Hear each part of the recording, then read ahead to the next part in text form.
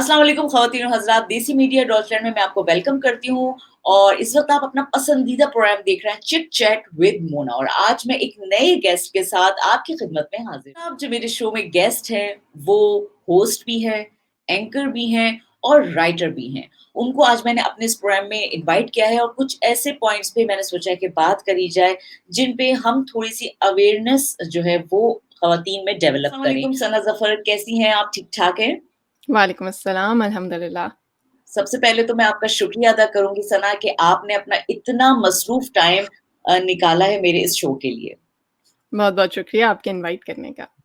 और इसके बाद जो है मैं यहाँ पर शुक्रिया अदा करना चाहूँगी जर्मनी के सबसे बड़े लेडीज़ ग्रुप का जिसका नाम है आरडीडी ग्रुप और उसके थ्रू जो है सना ज़फ़र हमें मिली है इतना अनमोल हीरा मैं कहूँगी और जिस तरह का उस ग्रुप के एडमिन्स हमारे काम कर रही हैं, उनका मकसद भी यही है कि जितनी भी जर्मनी में रहने वाली औरतें हैं, जो कि कुछ करना चाहती हैं या वो औरतें जो कि नई आई हैं और उनके लिए हेल्प की ज़रूरत हो, तो वो इस ग्रुप में बाआसानी और बिला झिझक लोगों से पूछ सकती हैं, बात कर सकती हैं और यहाँ पर माशाल्लाह इतनी काबिल औरतें हैं जैसे सना ज़फ़र जैसी काबिल लेडीज़ और उसके अलावा डॉक्टर्स, वकील मौजूद हैं जो कि वक़्तन-फ़वक़्तन अपने मशवरों से ख़वातीन की काफ़ी हेल्प करती हैं।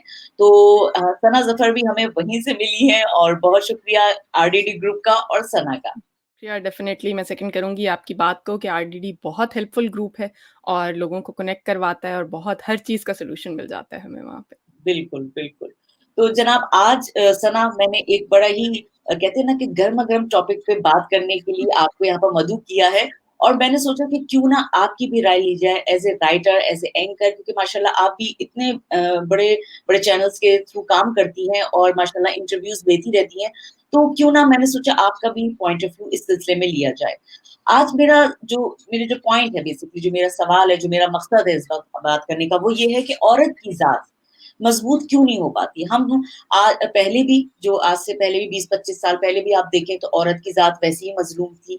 आज भी हम देखते हैं अगर कहीं पर तो औरत की ज़ात 90% मज़लूम ही ठहराई जाती है। तो मैं ये पूछना चाहूँगी कि आपकी इस बारे में क्या राय है? जी, बहुत अच्छा टॉपिक है और मेरे ख़्याल से इसके बारे में बात करना बहुत ज़रूरी है and we can never talk enough about it. आप जितना ज़्यादा बात करें और इसको नॉर्मलाइज़ करें बहुत ज़रूरी है।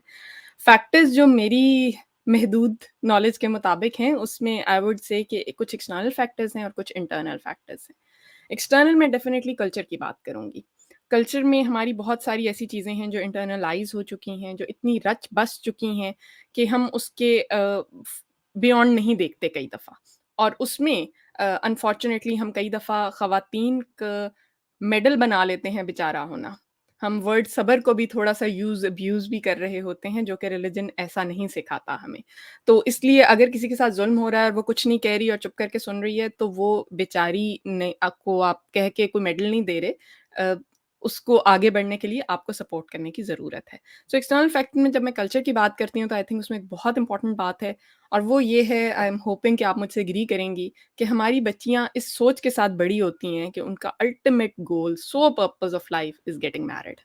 और उसमें बिल्कुल। हर कोई रोल प्ले कर रहा है। आपकी फैमिली, आपकी एक्सटेंडेड फैमिली प्ले कर रही है, आपका मीडिया बहुत रोल प्ले करता है, हमारे सारे dramas, movies boil down to the same topic कब किसकी किससे शादी हो रही है।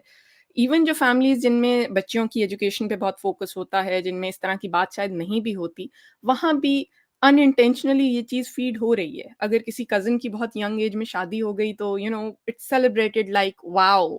बस यही होना चाहिए था।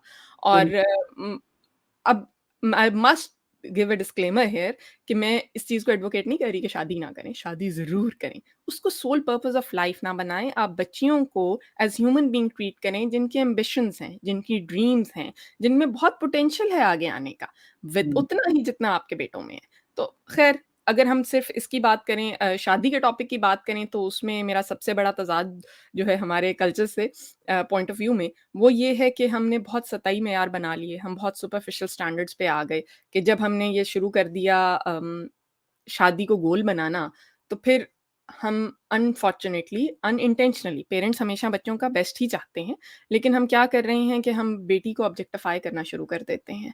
उसका रंग कैसा है, उसकी हाइट कितनी है, उसके बाल कैसे हैं, ये सारी चीज़ें कोई मयार बन जाता है शादी करने का। और इधर मैं ज़रूर कहूँगी कि ये सिर्फ़ बेटियों तक महदूद नहीं है। बेटों की शादी भी करने के लिए कौन कितना कमाता है, किसकी कितना आमदनी कितनी है, कितना स्ट्रॉन्ग इनकम है उसकी, और लुक्स भी आ जाती हैं। हम जो चीज़ मिस आउट कर रहे हैं वो है पर्सनैलिटीज़ का मैच करना, मिज़ाज का मैच करना और कितना एम्बिशंस मैच करते हैं। क्या वो एक-दूसरे को सपोर्ट कर सकते हैं? बहुत ज़रूरी है ये बात कि हम इस चीज़ को एज़ अ टीम लेके चलें। ये कोई मेडल नहीं है कि बेचारी ने अपना सारे करियर छोड़ दिया, सब कुछ छोड़ दिया, हस्बैंड को सपोर्ट किया। हस्बैंड को सपोर्ट किया, बहुत अच्छी बात है, लेकिन कोई बैलेंस क्रिएट करें, नॉर्मलाइज़ करें कि स्पाउसेज़ एक टीम हैं, एक-दूसरे के अगेंस्ट नहीं हैं। जितना हस्बैंड सपोर्ट करें, उतना ही फीमेल सपोर्ट करें और एक टीम लेके चलें और हम एम्बिशंस आगे लेके चलें। पूरी सोसाइटी इससे बहुत आगे जा सकती है। सो ये कल्चर की 2-3 चीज़ें ऐसी हैं जिन्होंने शायद हमें बता दिया है कि मज़बूत होना ज़रूरी नहीं है, ज़रूरी है शादी करना और उसके बाद हर चीज़ पे चुप करके सर खम कर लेना। ये बहुत अच्छा आपने पॉइंट यहाँ पर निकाला कि यहाँ पर एक टीम वर्क होता है, जो चाहे वो बच्चों की परवरिश हो, शादी के बाद मियाँ-बीवी का रिलेशनशिप इसमें काउंट होता है। साथ में एक फैमिली का मिलना, कि एक नई फैमिली से आपका इंट्रो होता है, तो उससे उसको लेके चलना, फिर बच्चे हुए, बच्चों के बाद। तो यहाँ पर मैं ये पूछना चाहूँगी कि आपने क्या ये नहीं देखा कि हमारे माशरे में जो है ब्लेमिंग का भी बहुत ज़्यादा रिवाज हो गया है? अगर कुछ नहीं किया तो जनाब ये शौहर पे ब्लेमिंग आ जाती है। अगर कुछ शौहर नहीं करवा सके या कुछ नहीं हुआ तो या शौहर को लगा कि जी बीवी ने ये काम मेरे हिसाब से नहीं किया तो ब्लेमिंग। इस चीज़ को आप किस नज़र से देखती हैं कि ब्लेमिंग जो है ना वो इंसान को वहीं पे ख़त्म कर देती है। ज़्यादातर मैंने माशरे में जो लेडीज़ को देखा है उनके साथ यही मसला होता है कि ब्लेमिंग इश्यू और उस ब्लेमिंग इश्यू को प्रॉब्लम ना बनाने के लिए बाज़ दफ़ा वो औरतें जो हैं या वो लेडीज़ जो हैं वो अपने आप को थोड़ा-सा पीछे कर लेती हैं कि जी ये ब्लेमिंग ना आए मेरे ऊपर ना। तो हुँ। आपका इस बारे में क्या ख़्याल है?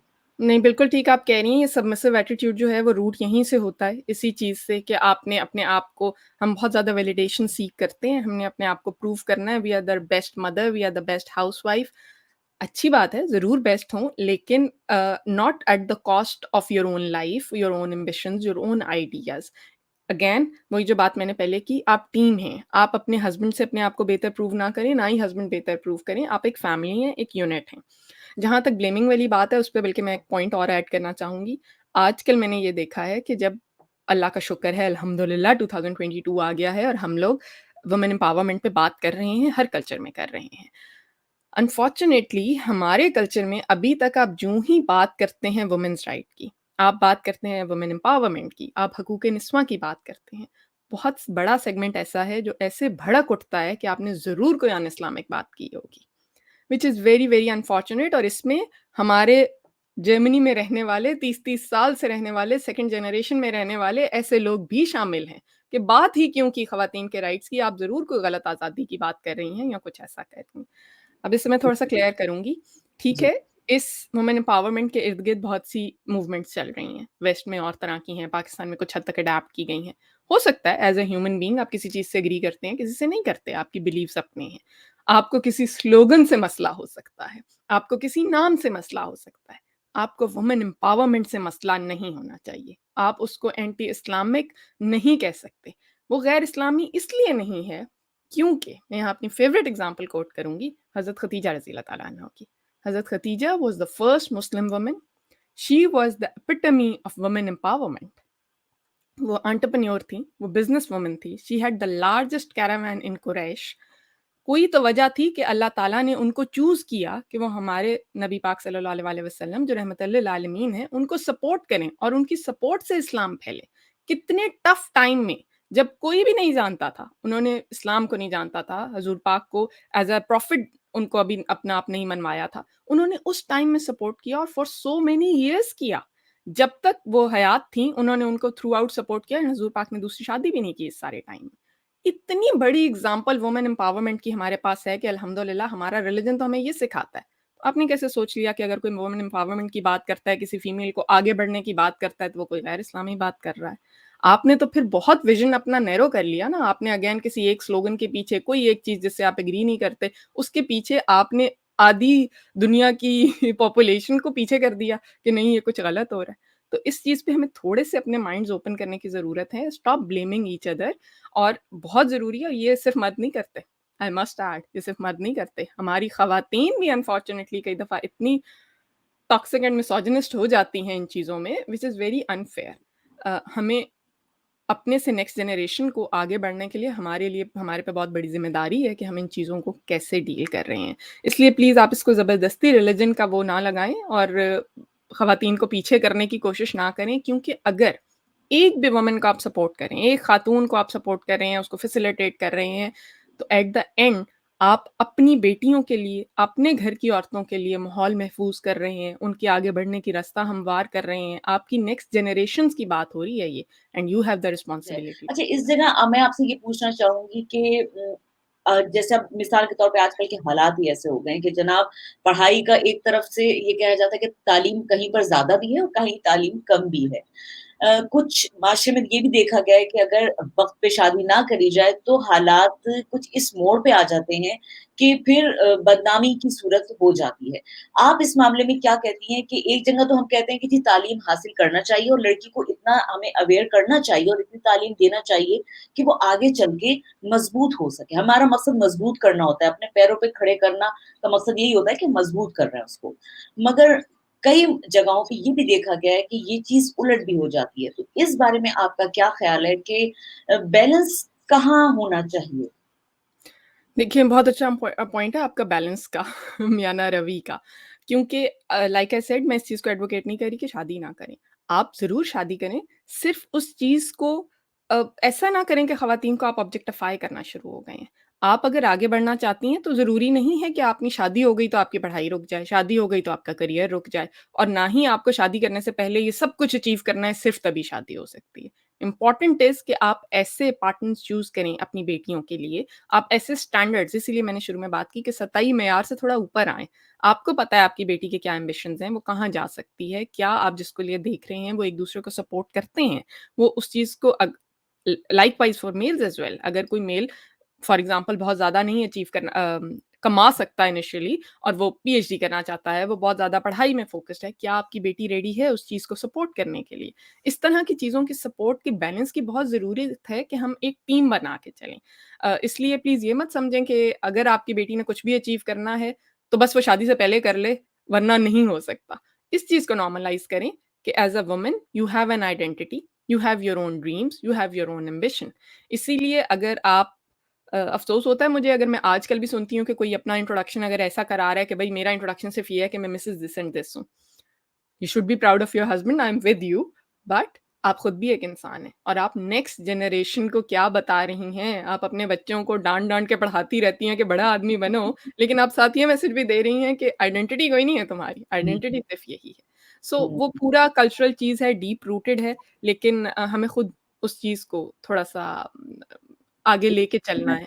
आपके इसी पॉइंट से मैं सवाल उठाऊँगी कि क्या आपको नहीं लगता सना कि इसमें हमारा औरतों का अपना कसूर होता है कि वो खुद को मनवा नहीं पाती हैं, सारी ज़िंदगी एक हाउसवाइफ़ कहला के, चाहे वो कितनी भी तालीम याफ़्ता हो, रहकर अपनी सारी ज़िंदगी गुज़ार देती हैं। तो आपको नहीं लगता कि यहाँ पर हम खुद मतलब कमज़ोर हो जाते हैं या क्यों होते हैं? जी, बिल्कुल लगता है। जो मैंने शुरू में कहा एक्सटर्नल फैक्टर्स और इंटरनल फैक्टर्स हैं, तो इंटरनल फैक्टर यही है। ठीक है, हर एक की बैकग्राउंड डिफरेंट है, हर एक के रीज़न्स डिफरेंट हैं, किसके साथ क्या एक्सपीरियंसेस हुए, हर एक को आप एक लेवल पे नहीं कर सकते। मगर आप देखें अभी जो हमारे पास एक्सेस ऑफ इन्फॉर्मेशन है, जितनी ज़्यादा हमारे पास अवेयरनेस है, हम अपने आप को अपनी पिछली जनरेशन से कंपेयर भी नहीं कर सकते। हम अपनी वालदा से, अपनी खाला, फूफो वगैरह से अपने आप को कंपेयर नहीं कर सकते। इतनी ज़्यादा अवेयरनेस और इन्फॉर्मेशन के साथ कम्स रिस्पॉन्सिबिलिटी, जो मैं बात कर रही थी कि नेक्स्ट जनरेशन को हम क्या दे रहे हैं। इसलिए अब हमारे पास इतनी अवेयरनेस है कि हमें पता होना चाहिए कि हमने खुद कैसे स्टैंड लेना है। मैं इसी तरह देसी कम्युनिटी इन जर्मनी की अगर बात करूँ, तो उसमें भी मैं ख़वातीन को अक्सर यही कहती हूँ कि भई अपना थोड़ा-सा मिनी पाकिस्तान ना बनाएँ, थोड़ा-सा ब्रॉड करें अपना विज़न एंड सर्कल। बिल्कुल, उसमें बिल्कुल। ठीक है, उनके रिज़र्वेशंस होते हैं कि शायद आप किसी जर्मन्स के साथ घुले-मिलेंगे तो वो आपको कोई नॉन हलाल खाने पे या कुछ ड्रिंक करने पे मजबूर कर देंगे। हुँ, अल्हम्दुलिल्लाह मेरा 11 साल में ऐसा कोई एक्सपीरियंस नहीं हुआ बट ज़रूर होता होगा। अगर हुँ, होता है, तो you should be strong enough to draw a line, hmm, to tell hmm, them कि no you don't appreciate it, आप ये नहीं करेंगी, that's it, end of hmm, question. उसके बाद भी अगर कोई वो लाइन क्रॉस कर रहा है तो ऑब्वियसली उसको आपको अपने सर्कल में इंक्लूड करने की ज़रूरत नहीं है। इसी हुँ, तरह अगर आप हिजाब लेती हैं, आप एक मॉडestly एक सर्टेन वे में ड्रेस अप होती हैं और आपको उसकी वजह से कुछ फेस करना पड़ रहा है, तो यू शुड नो कि as a citizen of this country और citizen of the world actually, you have the right to complain against that. This is racism, this is hate crime. So जब तक हम खुद मजबूत नहीं होंगे, खुद अपने आप को इतना स्ट्रॉन्ग नहीं कर लेंगे कि जहाँ हमें कोई चीज़ अनकंफर्टेबल, अनफेयर लगे तो we will call that out. ये वो स्टेज है जिसमें आप जैसे ही कॉल आउट करते हैं तो शायद आपको अपने ही लोगों से अब्यूज़ भी मिलना शुरू होता है। बट बिल्कुल। We have to do it. अगर हम we have to do it for our daughters, we have to do it for our next generation. मेरी 2 साल की बेटी है, अगर उसे ये लगे कि माँ ने मॉडेस्टली ड्रेस अप किया था और वो बाहर गई और उसके साथ कोई अनफेयर ट्रीट किया गया और माँ घर आके बैठ गई और उसने कहा मैंने आइंदा ऐसी जगह पे जाना नहीं, 20 years later, what would she think? कि हुँ, इससे बेहतर है मैं कहीं भी ना जाऊँ। बिल्कुल, So this is a huge responsibility on me कि मैं उसको क्या दिखा रही हूँ। So it's not just on me, on all females। हमें खुद स्ट्रॉन्ग होना है, अपने हमें पता होना चाहिए डोमेस्टिक अब्यूज़ अनफॉर्च्यूनेट रियलिटी अभी तक होता है, लेकिन आपको पता होना चाहिए, इतना अवेयर होना चाहिए कि अगर खुदा ना ख़ास्ता ऐसा कुछ होता है, वेयर टू कंप्लेंट। हुँ, आपको नंबर्स होने चाहिए ready on your speed dial, where to contact अगर आपके साथ कुछ अनफेयर आपके अपने घर में ही हो रहा है या बाहर किसी पब्लिक सेटिंग में कोई आपके साथ अनफेयर हो रहा है। सो हुँ, अपने आप को स्ट्रॉन्ग करना, इतना कॉन्फिडेंस देना कि हाँ, मैं ये कर सकती हूँ, ये बहुत ज़रूरी है। Plus females building each other up. हमें हुँ, एक-दूसरे को बहुत लिफ्ट अप करने की ज़रूरत है। हम ये पाकिस्तानी सोप ओपेराज़ नहीं हैं, जहाँ हम अभी तक लेग पुलिंग कर रहे हैं, जेलस हो रहे हैं, थिंग्स लाइक दैट और अपने रिलेशंस में, फैमिलीज़ में कॉम्पिटिशन्स हैं। हमें उससे आगे निकलना है। We are bigger than that or the time calls for that and we can. IDD again is a very good example of that because women do lift each other up there और ये बड़ा ज़रूरी है कि हम अपने आप को और जब आगे लेके चलें, हो सकता है जस्ट सेइंग मुझ में इतना कॉन्फिडेंस ना हो, मेरी एक फ्रेंड है जिनमें कॉन्फिडेंस है, she hmm, keeps on supporting me, one day I might have the same amount of confidence as well, you know what I am saying? कि बहुत बिल्कुल। ज़रूरी है एक-दूसरे को सपोर्ट करें, मिल के लेके चलें, बट अपनी एक्जिस्टेंस हमने खुद मनवानी है, अपने राइट्स हमने खुद लेने हैं। बिल्कुल। अच्छा यहाँ पर मैं एक बड़ी मेरे ज़हन में आपकी माशाल्लाह बातें सुन के ये एक सवाल और आया है कि कामयाब औरत के लिए क्या ज़रूरी है? मतलब आप माशाल्लाह से एक कामयाब ज़िंदगी गुज़ार रही हैं जिसमें आपने तालीम भी हासिल करी, शादी भी करी, माशाल्लाह से आपके 2 बच्चे हैं, आप मैरिड लाइफ़ भी बहुत माशाल्लाह माशाल्लाह हैपीली गुज़ार रही हैं और साथ में अपने जो आपका एक साइड का जो काम जो आप माशाल्लाह से कर रही हैं एज़ ए राइटर कर रही हैं, एज़ ए एंकर कर रही हैं, तो how to possible is this? यानी ये कैसे पॉसिबल हुआ आपके लिए? क्योंकि ये तो एक आप बिल्कुल नए मुल्क में आ गई थी ना, यहाँ पर तो ये कहा जाता है कि जी अगर मैं किसी ऐसे मुल्क में आ गई हूँ जहाँ की ज़बान मैं नहीं जानती, जहाँ के लोगों को मैं नहीं जानती, तो वहाँ तो वैसे ही मैं बिल्कुल ज़ीरो हो गई।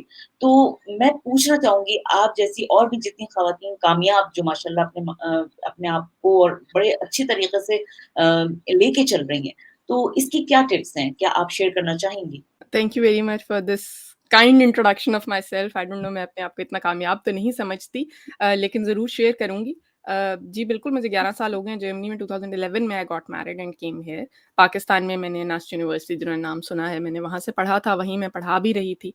हुँ, 2 साल मैंने डिफरेंट इंजीनियरिंग के डिसिप्लिन के स्टूडेंट्स को पढ़ाया वहाँ पे। उसके बाद जब मैं यहाँ आ गई तो आते साथ मैंने लैंग्वेज सीखी क्योंकि मुझे लगा कि मेरी मार्केटिंग स्पेशलाइज़ेशन है और इसी में मैंने आगे करियर बनाना है। हुँ, बट कुछ हॉबीज़ परस्यू की, कुछ कल्चर सीखने की कोशिश की, थोड़ा बहुत यूरोप देखा एंड एवरीथिंग। अल्हम्दुलिल्लाह मेरा बेटा हुआ। उसके बाद था कि चलो थोड़ी-सी ब्रेक ले लूँ, then I will start the career. But बेटे के साथ थोड़े-से कुछ चैलेंजेज़ हैं, मेरा बेटा स्पेशल नीड्स है। हुँ, सो उसके बाद थोड़ा मुश्किल हो गया मेरे लिए करियर परस्यू करना और देयर वाज़ अ टाइम जब मैं सिर्फ़ हाउसवाइफ़ ही थी। I am still a housewife, I still call myself proudly I am a homemaker. हुँ, लेकिन ये वाला एक टाइम आ गया। बट स्लोली जैसे-जैसे हमने लर्न किया कि how to manage his needs, how to manage my time, तो मुझे पता चला कि यार मैं अपने टाइम में से भी कुछ कुछ टाइम शायद अपने लिए भी निकाल सकती हूँ। हुँ, मैं बहुत अपॉर्च्युनिटीज़ हैं, कोविड ने हमें बहुत अपॉर्च्युनिटी दी, ये ऑनलाइन इंटरव्यू जैसे आपके साथ हो रहा है, इसी तरह आरडीडी की रुबाब शाह हैं एक, उन्होंने मुझे कॉन्टैक्ट किया, मेरा इंटरव्यू किया, समहाउ इट गॉट हिट उसके बहुत ज़्यादा व्यूज़ हो गए। लेटर ऑन उन्हीं के चैनल ने मुझे एक ऑफ़र कर दी सीरीज़ करना, वही सीरीज़ देख के मेरे एक और क्लास फेलो ने मुझे रीच आउट किया और हमने यूनिवर्सिटी के लिए एक चैनल स्टार्ट कर दिया। मैं हुँ, उसकी भी होस्ट हूँ, तो अब मैं अराउंड 60-70 इंटरव्यूज़ कर चुकी हूँ अच्छा। और इसी दौरान मुझे डीडब्ल्यू में भी कॉन्टैक्ट हुआ किसी से एंड आई स्टार्टेड राइटिंग।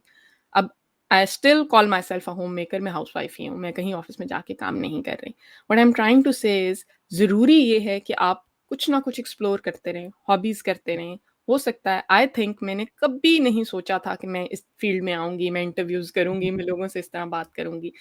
मुझे नहीं पता था इसमें लर्निंग कितनी है, जितने ज़्यादा आप नए लोगों से मिलते हैं, अगेन जो मिनी पाकिस्तान से बाहर निकलने की मैं बात करती हूँ। जब आप नए लोगों से मिलते हैं, आप बहुत कुछ सीखते हैं उनसे। आपको बिल्कुल, अपनी पर्सनैलिटी का वो पार्ट नहीं पता होता जो उनसे मिलके पता चल जाता है और उनकी पर्सनैलिटी से बहुत कुछ सीखने को मिलता है।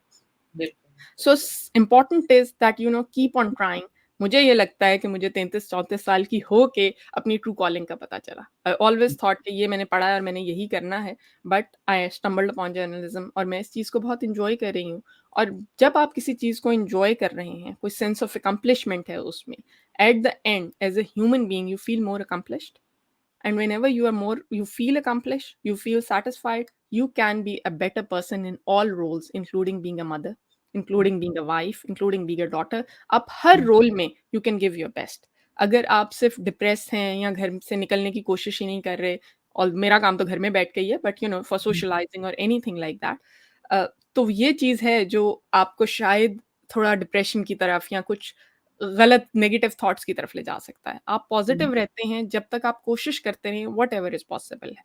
हुँ, अब तो ऑनलाइन इतना कुछ पॉसिबल है, हॉबीज़ बिल्कुल, परस्यू करना और बिल्कुल, यूरोप में रहते हुए तो इतना आसान है और कुछ नहीं तो आप आप किसी भी हॉबी के लिए कोई स्पोर्ट्स जॉइन कर लें, आप कुछ कोर्सेज़ में एनरोल कर लें, you can do so much और हुँ, बिल्कुल। ये ज़रूरी है तो कामयाब इंसान वो है जो गिव अप नहीं करता।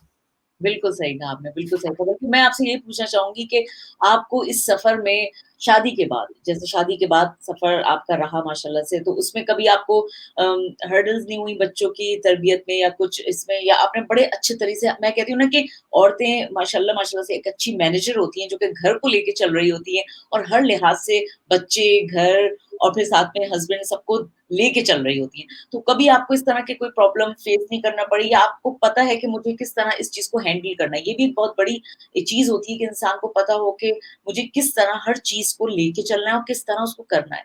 तो इसमें आपसे मैं पूछना चाहूँगी कि आपका क्या एक्सपीरियंस है इस बारे में?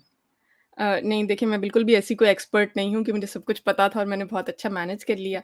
जहाँ तक बच्चों की तरबियत की बात है, तो मैंने आपको बताया मेरा बेटा स्पेशल नीड्स है, तो वो शायद थोड़ा-सा डिफरेंट कैटेगरी में फ़ॉल करता है। बेटी अभी सिर्फ़ 2 साल की है। आई थिंक वो थोड़ा चैलेंजिंग होगा as the time goes on. लेकिन I would give a huge credit to my husband कि हुँ, इवन जब मैंने ये रिकॉर्डिंग वगैरह स्टार्ट की to till this day he would be giving me के और मैंने ये कहा ये हॉबी है, I am not making any money, I am not going to do it. And he was hmm, like, if you're enjoying something, at least camera ये वाला ले लो, at least लाइट ये ले लो, buy this green screen, buy this mic। और I was kind of against it कि नहीं ये तो सिर्फ हॉबी है, मैं क्यों इन्वेस्ट करती जाऊँ? But he would keep on encouraging me. इसीलिए जब मैं बात करती हूँ, ठीक है, उससे पहले when I was just a housewife तो थ्रू आउट मैं उनको सपोर्ट करी थी, उनको घर की तरफ से, उनको बच्चों की तरफ से कोई प्रॉब्लम नहीं होती थी। तो जब मैंने कुछ भी स्टार्ट किया तो उन्होंने मुझे सपोर्ट किया। सो अब तो आप जब बात कर रही हैं कि आप कैसे मैनेज करता है कोई भी, again information is in palm of your hand. आप हुँ, हर चीज़ सीख सकते हैं, आपको किसी भी चीज़ का डाउट है, you can reach out to people, there are so many forums. आप किसी एक्सपर्ट से पूछ सकते हैं, आप गूगल कर लें, हर चीज़ आपको हर चीज़ का आंसर मिल सकता है। बिल्कुल। उसके लिए आपको प्रोएक्टिवली उन चीज़ों में इन्वॉल्व होना है और सॉल्यूशन ओरिएंटेड अप्रोच रखनी है। बहुत शुक्रिया सना। बड़ा कुछ सीखने को मिला और बहुत अच्छे तरीके से आपने हर पॉइंट को वाज़ेह किया है और काफ़ी हद तक जो हमारी ख़वातीन हैं जो कि इस तरह के प्रोग्राम्स देखती हैं और उनको लगता है कि शायद वो कहीं पर कुछ नहीं कर पा रही हैं, तो हो सकता है कि आप जैसी इतनी माशाल्लाह माशाल्लाह से कामयाब खातून को देख के कहीं न कहीं ये एहसास होता होगा कि हाँ जी, अब हम भी कुछ न कुछ एक आध कदम आगे बढ़ाएँ। शायद हो सकता है कि कुछ आहिस्ता-आहिस्ता कदम बढ़ाते-बढ़ाते हम अपनी मंज़िल तक पहुँच ही जाएँ। तो सना मैं बहुत शुक्रगुज़ार हूँ आपकी कि आपने अपना कीमती वक़्त मेरे शो के लिए निकाला है और इतने अच्छे हमारी चिट-चैट रही, इतनी अच्छी बात रही, तो मुझे बहुत अच्छा लगा आपसे बात करके। थैंक यू सो मच आपके इनवाइट करने का। आपका चैनल भी बहुत अच्छा काम कर रहा है। आप बहुत अच्छे प्रोग्राम्स करती हैं माशाल्लाह, आपसे तो मुझे बहुत कुछ सीखने को मिलता है, अपने प्रोग्राम्स करने के लिए भी और you are very kind in all these praises. I don't know I deserve all of them or not लेकिन बहुत-बहुत शुक्रिया आपका। You are very kind. आप डिज़र्व करती हैं इन सब चीज़ों को। बहुत शुक्रिया और साथ में मैं दोबारा से जो है आरडीडी ग्रुप का उनकी दोनों एडमिन सानिया और साइमा का शुक्रिया अदा करूँगी कि उनकी वजह से हमें इन जैसी डायमंड ख़वातीन को जो है वो स्क्रीन पे लाने का मौका मिलता है कि यहीं पे मैं अपने प्रोग्राम का इख्तिताम करती हूँ। इंशाल्लाह नेक्स्ट प्रोग्राम में फिर हाज़िर हो जाऊँगी एक नए गेस्ट के साथ, एक नई एनर्जी के साथ। जब तक के लिए मुझे इजाज़त दीजिए। अल्लाह हाफ़िज़।